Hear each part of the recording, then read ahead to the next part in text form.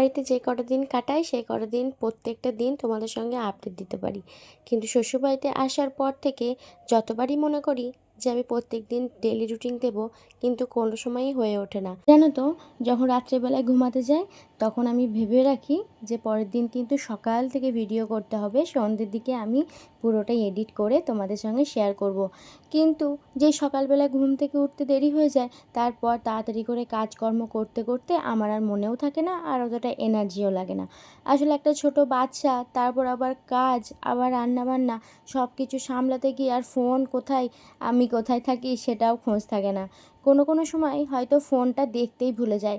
একটা সময় ছিল যখন 1.5 GB করে রিচার্জ করতাম, সেদিনকে আবার ডবল করে রিচার্জ করতে হতো। আর এখন 1.5 GB কেন, 1 GBও শেষ হয় না। যখন ফোন দেখার সময় আসে তখন নয় আমার সোনা বাবাটা একটু কাঁদে, নয় ঘুমায়, নয় খেলা করে। অনেক অনেক সময় মনে করি যে ফোনটা দেখব, কিন্তু তখন যখন বাবু আমার সামনে খেলা করে তখন ফোনটা রেখে ওর সঙ্গে খেলতে লেগে যায়।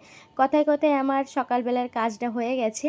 আজকে মঙ্গলবারের ভিডিওটা তোমাদের সঙ্গে শেয়ার করছি। প্রত্যেক দিনের ভিডিও তো করা হয় না, তো যেই ভিডিওগুলো করে রাখি সেই ভিডিওটাই তোমাদের সঙ্গে শেয়ার করব।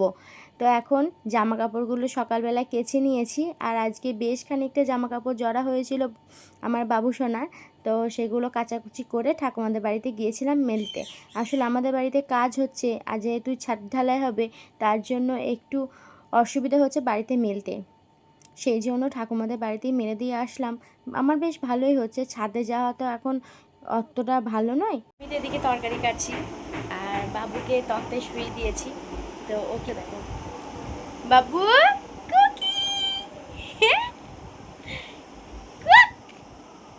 কুকি, বাবু কুকি, তুমি কি করছো গো? এসো এসো এসো এসো এসো এসো আমার কাছে এসো, চলে এসো, চলে এসো, চলে এসো, চলে এসো, চলে এসো। আচ্ছা আচ্ছা আচ্ছা আচ্ছা আচ্ছা আচ্ছা আচ্ছা আচ্ছা, হাম্মা হাম্মা দিয়ে চলে এসো দেখি, চলে এসো আমার কাছে, চলে এসো, চলে এসো। বাড়িতে যতক্ষণ থাকে ততক্ষণ ওরকমভাবে খেলা করে।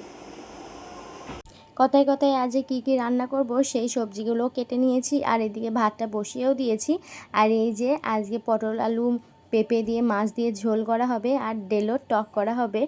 আর কিছু করব না, বেশি কিছু আজকে করব না, কেননা অতটা সময় নেই, ছেলে আজকে ঘুমায়নি, সেই জন্য ভাবছি যে একটু অল্প অল্প রান্নাই করব। তার জন্য দেখো রান্নাঘরে চলে গিয়েছি রান্না করতে। আর এত পরিমাণে গরম চলছে যে কি বলবো, হঠাৎ করে এমন গরম পড়ে গেছে যে ফ্যানটা না চালালে ভালোই লাগছে না।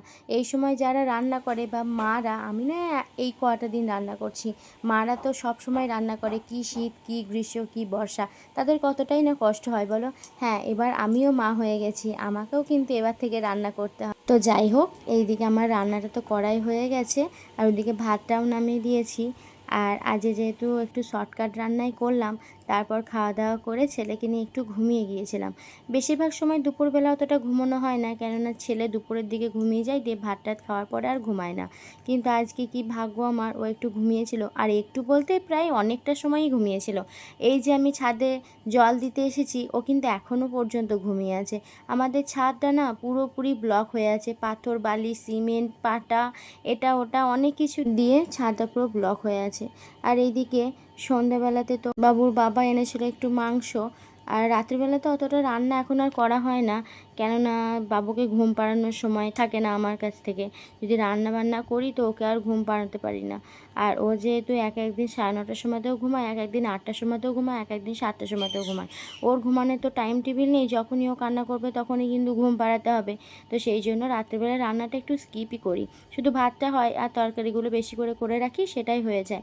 তো কি আর করার, এনে দিয়েছে যখন করতে হবে, সেই জন্য সব কিছু একবারে কেটে বেটে নিলাম যাতে খুব তাড়াতাড়ি রান্নাটা করতে পারি। আর এদিকে রান্নাটা হয়েও গেছে, এদিকে মাঝে মাঝে বাবুর সঙ্গে খেলাও করছিলাম। তো চলো ভিডিওটা এখানেই শেষ করছি।